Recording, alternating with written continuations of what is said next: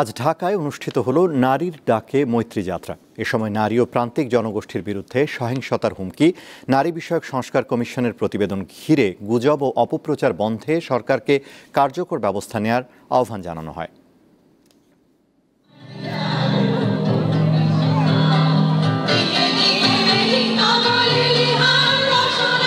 নারীর ডাকে মৈত্রী যাত্রা শুক্রবার রাজধানীর মানিক মিয়া এভিনিউয়ে পূর্ব ঘোষিত এই কর্মসূচির আয়োজন করা হয়। এতে সাড়া দেন বিভিন্ন শ্রেণী পেশার মানুষ।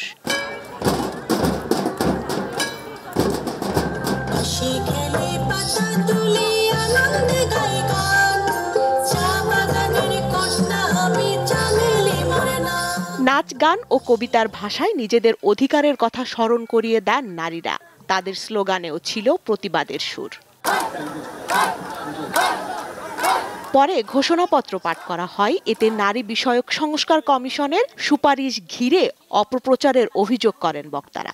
আমরা দেখছি সমতার দাবিকে অবমূল্যায়ন করে, মর্যাদা ও ন্যায় বিচারের আকাঙ্ক্ষাকে অগ্রাহ্য করে গণতন্ত্রের স্বপ্নকে সংখ্যাগরিষ্ঠের কর্তৃত্ব ও নিয়ন্ত্রণের অস্ত্র বানানোর চেষ্টা চলছে।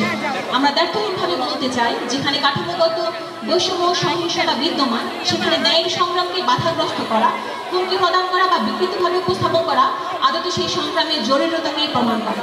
কাঠামোগত বৈষম্যের বিরুদ্ধে আমরা সংঘবদ্ধ লড়াই। আমাদের লক্ষ্য সাম্য ও মানবাধিকার প্রতিষ্ঠা।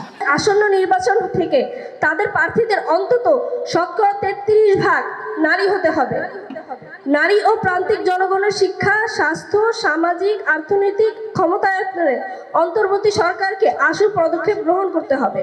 ঘোষণাপত্র শেষে ব্যানার ফেস্টুন হাতে প্রতিবাদী শোভাযাত্রা বের করেন নারীরা। স্বস্তিকা সিংহ, দীপ্ত সংবাদ, ঢাকা।